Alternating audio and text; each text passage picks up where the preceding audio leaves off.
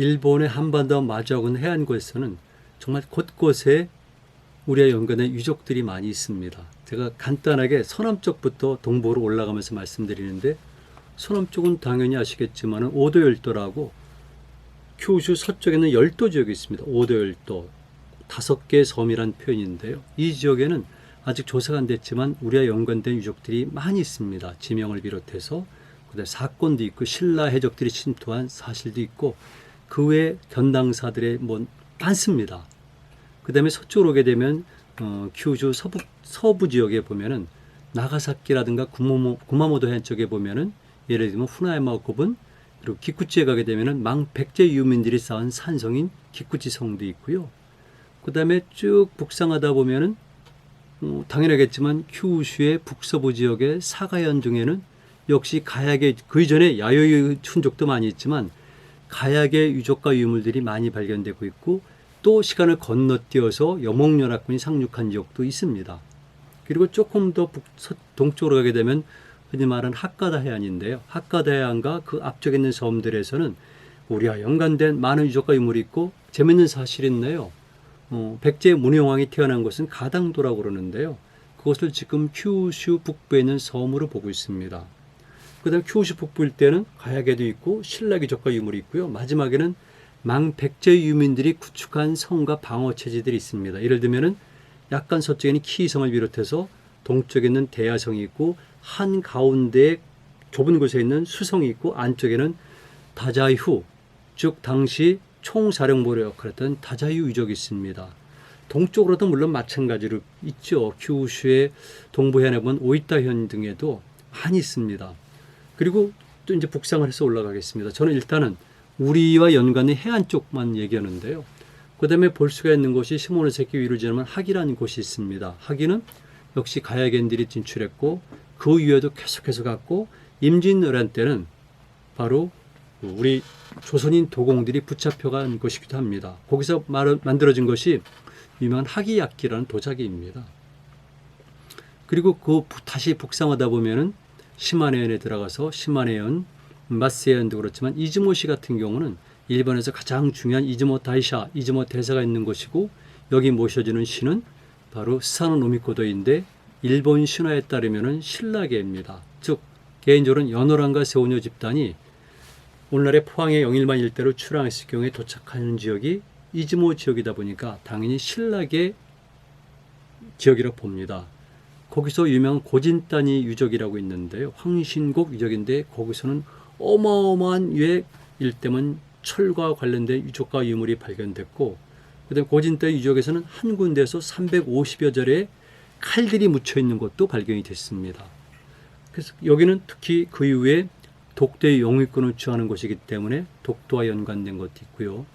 거기서 조금 더 올라가면 돛도리현이라고 있습니다. 독도의 영유권을 주장할 때는 사실 옥기제도를 빼놓을 수가 없는데, 옥기제도는 지금은 시마네현에 소속이 되어 있지만 그 이전에는 돛도리현에 소속이 되어 있었습니다. 그러니까 독도 문제랑도 그렇고 신라계인들이 도착하던 것도 그렇고 가야인들이 돛도리현에 도착을 했고, 최근에는 우리나라에서 묵호에서 출항하는 페리오가 돛도리에 도착을 합니다. 자, 돛도리에서 보면 위도상으로 동쪽으로 곧바로 가게 되면은 후쿠현의 스루가란 지명이 나옵니다. 이게 가장 중요해요. 스루가는 자연환경주로 볼 때도 예를 들게 되면은 신라인들이 주로 왔겠지만 고구려인들도 도착했고 발해인들도 도착했고, 남쪽에서 올라온 가야계 세력들이 쭉 연안항해를 통해서 야마토 지역, 즉 지금 나라 아스카 교토지로 접근하려면 스루가가 가장 좋습니다. 그 스루가에 가게 되면 가야에 연관된 것, 그 다음에 신라와 연관된 신사 등을 비롯한 유적, 그리고 고구려, 특히 발해 사신들이 묵었던 객관도 있었습니다. 그만큼 여기는 월지방이라고 해서 특히 고구려의 교류에서는 많이 등장하는 지명이기도 합니다. 그래서 후쿠엔의 스루가를 지나서 쭉 올라가다 보면 이시가와현이 나오는데요. 이시가와현 자체는 아직 조사가 덜 됐습니다. 그런데 당연히 발해인들이 많이 도착했기 때문에 그 이전에는 고구려인들도 도착했고요. 그걸 입증해주는 간접적인 자료가 있습니다. 이시가와현에서 바깥쪽으로 나가게 되면 노또 반도라는 반도가 톡 동북방에 솟았는데요. 그것은 발해인들이 도착한 항구이고요. 그리고 발해인들이 어느 지역에 도착하든지 간에 최종적으로 동해의 먼 바다로 떠나는 항구는 바로 노또 반도의 후쿠라항입니다. 그러니까 당연히 그 지역은 고구려랑도 연관이 돼 있었고요. 그리고 아직은 검증이 더 필요하지만 바로 노또반도에는 고분이 있습니다. 이 고분은 수이열 고분이라고 그러는데 겉에서 보기에는 한 고분이지만은 문이 두 개가 있고 들어가면 방이 두 개가 있는데 이 방의 고분 양식이 흔히 말하는 고구려의 6세기, 7세기경 이때 발달했던 말각 조정 양식, 즉 모지름 양식이라는 고분이 있다는 것이죠. 그래서 이 고분에 피장의 성격을 넣고 여러 설이 있는 겁니다. 일본 학자들은 고구려의 영향을 받은 말갈개라고 보기도 하지만 기본적으로 고구려의 무덤 양식인 것은 확실하죠. 그래서 북상하다 보면은 이제는 어디가 나타나냐면 바로 그 니가다가 나타나는 겁니다. 니가다에 가게 되면 앞에 사또섬이라는 섬이 있는데요. 여기 발해인들도 도착을 하고요. 그 다음에 재미있는 사실은 AD 3세기 중반기에 상을 전한 것이 삼국지 위지동 이전에 있는 그 옥조 동해거든요. 그 정을 보게 되면 동해 한가운데는 섬에 관한 이야기가 나옵니다. 여인들이 사는 섬이죠. 그런데 이 섬의 위치를 놓고 많은 사람들이 위치 비정을 했는데 예를 들게 되면은 울릉도라는 설도 있고 그 다음에 지금 말씀드리는 지금 니가다 현에 있는 사또섬이라는 주장도 있고 심지어는 홋카이도라는 설도 있습니다. 이것은 뭘 의미하냐면 바로 사도섬 자체가 특히 한반도 북부와 연해주 지역과 교류할 때 굉장히 중요한 장소였었다.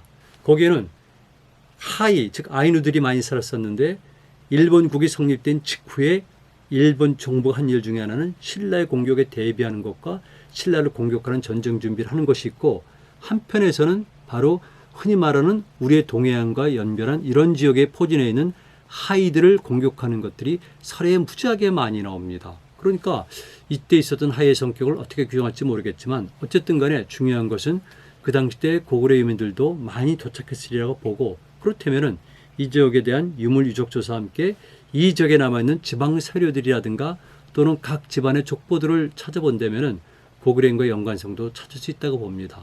그리고 이제 더 위에 올라가다면 아키달 통과해가지고 마지막에 홋카이도까지 넘어가는데요. 여기서부터는 특별한 유적은 나오질 않습니다. 다만 개연성은 충분히 있기 때문에 저로서는 가설로서 여기는 고구려라든가 특히 발해의 유적과 유물이 있을 수 있다. 이렇게 일단 잠정적으로 결론을 내린 상태입니다. 제가 지금 주로 말씀드린 것은 한반도에 있는 진출자들이 도착해서 개척하고 정치세로 형성한 것을 말씀드렸는데요. 이거는 주로 바닷가에 가까운 지역의 것을 말씀드린 거고 이들은 당연히 내륙으로 들어갔고 예를 들게 되면 현재 키나이 지방, 관서 지방이라든가 아니면 현재 동경을 중심으로 한 관동 지방으로 많이 이주를 했습니다.